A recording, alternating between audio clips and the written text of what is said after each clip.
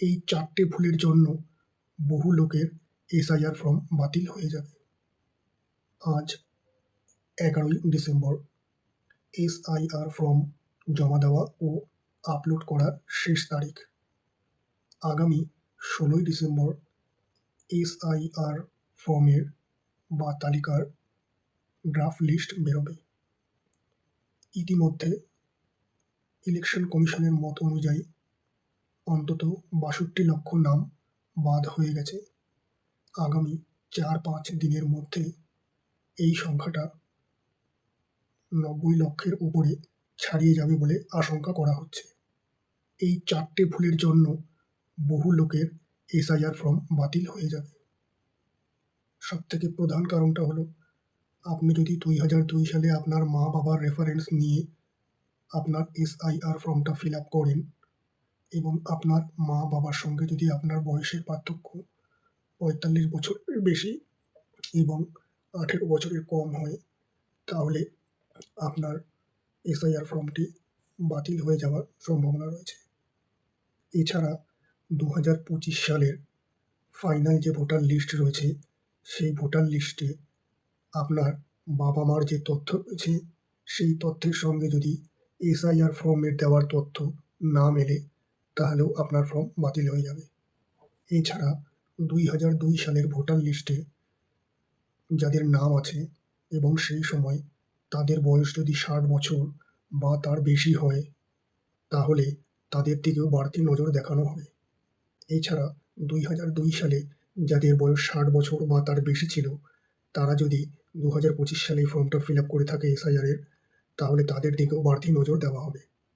এছাড়াও আপনি যদি এসআইআর ফর্ম ফিল আপ করার সময় আপনার বাবা মা বা ঠাকুরমা ঠাকুরদার রেফারেন্স নিয়ে এসআইআর ফর্ম ফিল আপ করেন এবং বর্তমানে আপনার বয়স যদি 50 বছর হয়, তাহলেও আপনার দিকে বাড়তি নজর দেওয়া হবে।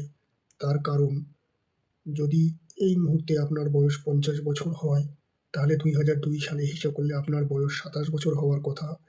তাহলে আপনি সেই সময় কেন নিজে ভোট দেননি, বা আপনি কেন 2025 সালে এসআইআর ফর্ম ফিল আপ করার সময় আপনি আপনার বাবা মার রেফারেন্স নিলেন, সেই বিষয়টার দিকেও নজর দেওয়া হবে এবং আপনাকে সেলফ ডিক্লারেশন চাওয়া হতে পারে।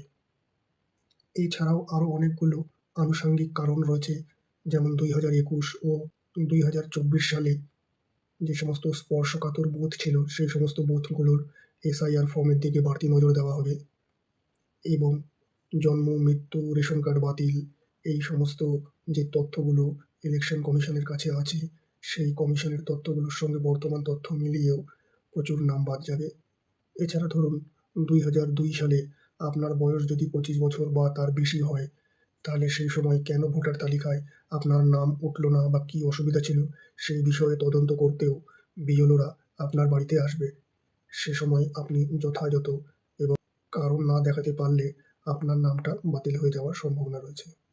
সুতরাং এসআইআর ফর্ম সংক্রান্ত কোনো তথ্য বা নথি যদি আপনার কাছে এখনও না থেকে থাকে, তো অবশ্যই সেই নথি বা তথ্যগুলো আপনি 16ই ডিসেম্বরের আগে জোগাড় করে রাখবেন, যাতে আপনার বাড়িতে হিয়ারিং বা নোটিশ আসলে পরে আপনি ভেরিফিকেশনের সময় পর্যাপ্ত ডকুমেন্টসগুলো দেখিয়ে এসআইআর লিস্টে আপনার নামটা তুলতে পারেন। এই সমস্ত নোটিশ ও নির্দেশিকা দিয়ে যারা সত্যিকারের বৈধ ভোটার, তাদেরকে ভয় পাওয়ার কোনো দরকার নেই। তার কারণ, এটা হচ্ছে বিশেষ এক অত্যাবশ্যকীয় জরুরি স্পুটনিক পরিষেবা, যাতে কোনো অবৈধ ভোটার এসআইআর লিস্টে বা ভোটার তালিকায় নাম নথিভুক্ত করতে না পারে। হিয়ারিংয়ে গেলে পরে ভয় পাওয়ার কিছু নেই। প্রয়োজনীয় ডকুমেন্টস নিয়ে আপনি ওখানে শো করালে পরেই আপনি সন্দেহ তালিকার বাইরে থাকবেন। আশা করি ভিডিওটি ভালো লেগেছে। ভালো লাগলে অবশ্যই আমার চ্যানেলটিকে সাবস্ক্রাইব করে আমার পাশে থাকবেন।